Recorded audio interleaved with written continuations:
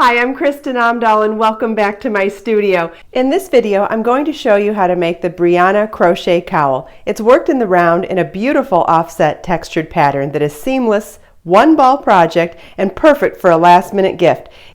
And even better, is a great way to show off some extra special yarn.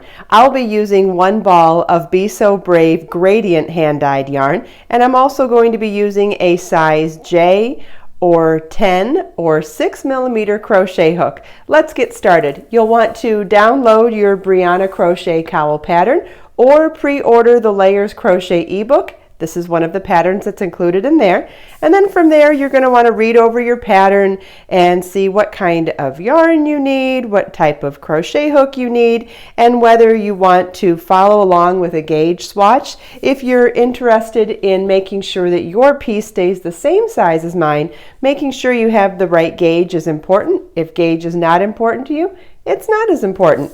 You can follow along in the written instructions, or you can follow the chart. The chart is listed here as well. And the repeat is highlighted in case you want to modify this pattern in any way. The stitch count is a multiple of 15 stitches and a multiple of 8 rounds. Let's get started. The first stitch you're going to need is a foundation double crochet, and the reason why I used a foundation double crochet for the beginning of this project, let's turn it around, this is the right way. So the foundation double crochet is nice and stretchy, and it'll give you the same size as the last round of double crochet. If we had started with a chain at the bottom here, it would have been much tighter and we wouldn't have had an equal width on both ends of our cowl. Something to consider when you're using, something to consider if you want to replace a beginning chain with a foundation double crochet for any other project. So to begin a foundation double crochet, we're going to start by tying our yarn to our crochet hook. You can use any type of knot you like, slip knot, square knot, does not matter. And we're going to start with a chain 3, which counts as our first double crochet. And then to work a foundation double crochet, we're going to insert our crochet hook into the third chain from our hook. Remember, we don't count the loop on our hook, so we count back 1, 2, 3. Yarn over your crochet hook, insert your hook in that chain, yarn over, pull up a loop. You now have 3 loops on your hook. Yarn over, pull through 1 loop on your hook. Yarn over, pull through 2 loops on your hook. And yarn over, pull through 2 loops on your hook. We now have our second foundation double crochet. And what you want to pay attention to is this vertical chain down here. That's the one we're going to work our next stitch into. So we're going to yarn over, insert our hook in that loop, yarn over, pull up a loop, yarn over, pull through 1, yarn over, pull through 2, yarn over, pull through 2. And we now have another foundation double crochet, and when you turn it this way, you can now see we're beginning to have a row of double crochets and those loops at the bottom. Those loops are what we're making to replace starting with a chain, and those are the loops that we're working our next stitch into. So now we're going to work into this chain here, which once we turn it this way to work into it, it becomes a vertical bar that you're going to look for. Yarn over, insert your hook, yarn over, pull up a loop, yarn over, pull through 1 loop on your hook, yarn over, pull through 2 loops on your hook, yarn over, pull through 2 loops on your hook. And we have another foundation double crochet made.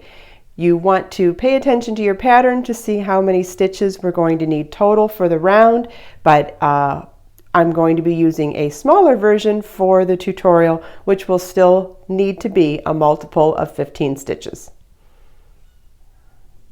Did 2 repeats of 15. I'm on my 29th stitch right now, and to complete it I'm going to do 30 stitches, and again you'll want to do however many you're doing for your cowl. But what I wanted to show you is you have 2 options for how to join foundation double crochet into the round.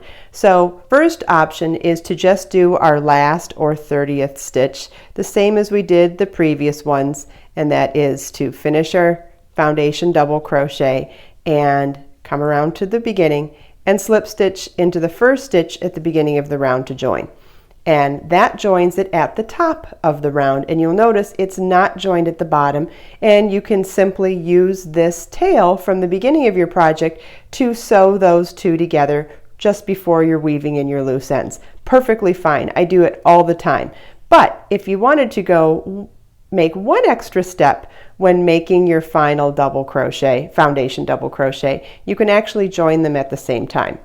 So what we're going to do, remember our first stitch was actually a chain 3, so here's the top of the chain 3 and here's the bottom of it. So as we're going to make that last foundation double crochet, yarn over your hook, insert it into the previous stitch's bar at the chain at the bottom. We're also going to insert into the first chain at the beginning of the round, and now we'll yarn over and pull through both those loops. Now we'll yarn over, pull through 1, yarn over, pull through 2, yarn over, pull through 2, and slip stitch to the top of the first stitch at the beginning of the round to join. And you'll see we now have it joined at the bottom and at the top. Round 1 begins with a chain 2. Notice in this pattern we're going to use a chain 2 to begin each round, but it's not going to count as a stitch. Normally I do a chain 3 if we're going to count it as a double crochet, and in this one we're going to do chain 2 and not count it, which means we'll need to still work a double crochet into that same space. Okay, and for the first row, our repeat now is to 1, 2, 3, 4, 5, do 7 double crochets.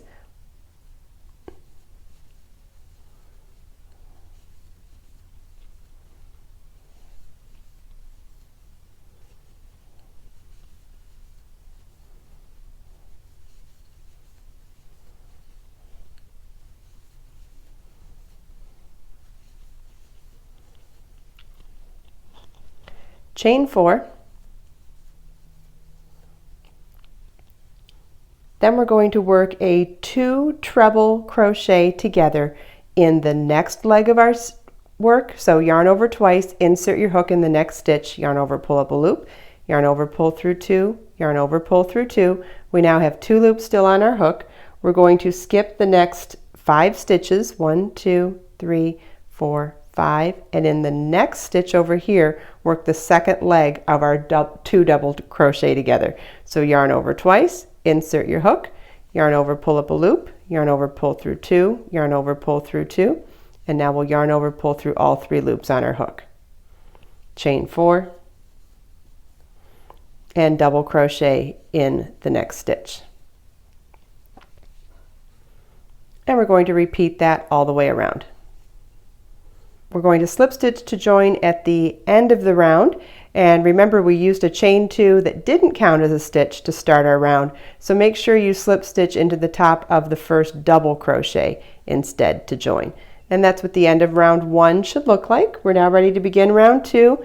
Chain 2, which does not count as a stitch, so you want to double crochet in the first double crochet and then 1 double crochet in each of the next 7 stitches. Chain 7,